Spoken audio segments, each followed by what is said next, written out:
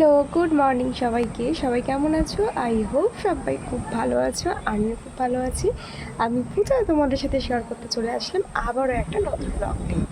তো আজ হচ্ছে সানডে, যদিও জানি না ব্লগটা তোমাদের কাছে কবে পৌঁছাবে। তোমরা আমার ডেলি ব্লগগুলোতে বেশ ভালোবাসা দিচ্ছ, তো দেখে খুব ভালো লাগছে। এইভাবেই পাশে থেকো আর ভালোবাসা দিও। যাই হোক, আজকে সকালটা শুরু করছি দেখো প্রতিদিনকার মতন চিয়া সিডের এই ওয়াটারটা দিয়ে।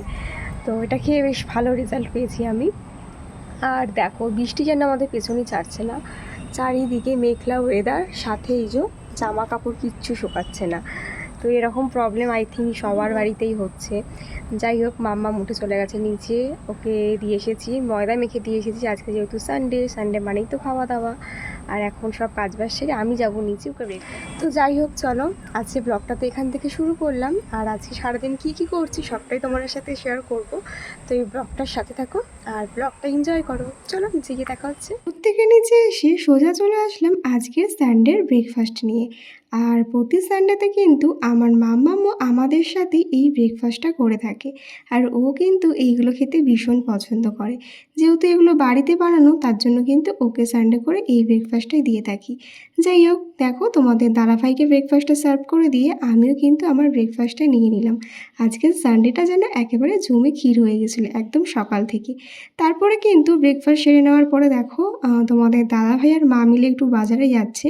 কারণ কালকে রাতে মার কাছে একটা জিনিস খাবো বলে আবদার করেছিলাম। আর আমি আবদার করব আর শাশুড়ি মা সেটা রাখবে না, সেটা একেবারেই হতে পারে না। আশা করি তোমরা দেখে বুঝতেই পারছো কী আবদার করেছিলাম। আর তোমরা আশা করি আমার ফেসবুকে দেখেই নিয়েছো কী রান্না হয়েছিল।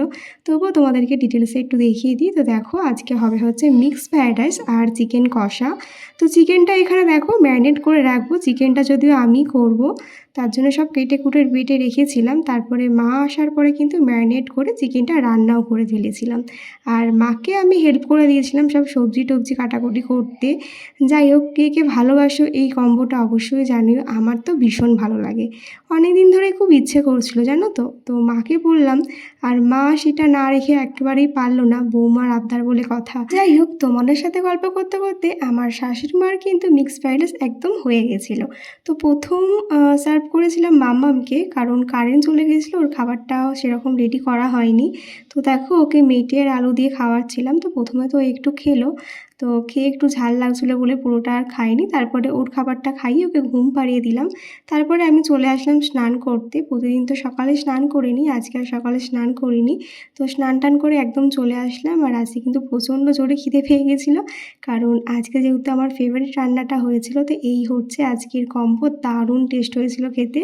তো আমার কাছে ছুটির দিন মানে হচ্ছে খাওয়া দাওয়া আর ঘোরাফেরা। জানি না তোমাদের কার কাছে ছুটির দিন মানে কী। যাই হোক, তো আজকের ব্লগটা আমি এখানেই শেষ করছি। দেখা হচ্ছে নেক্সট পার্টে, কোথায় গিয়েছিলাম ঘুরতে সেটাও তোমাদের সাথে শেয়ার করব।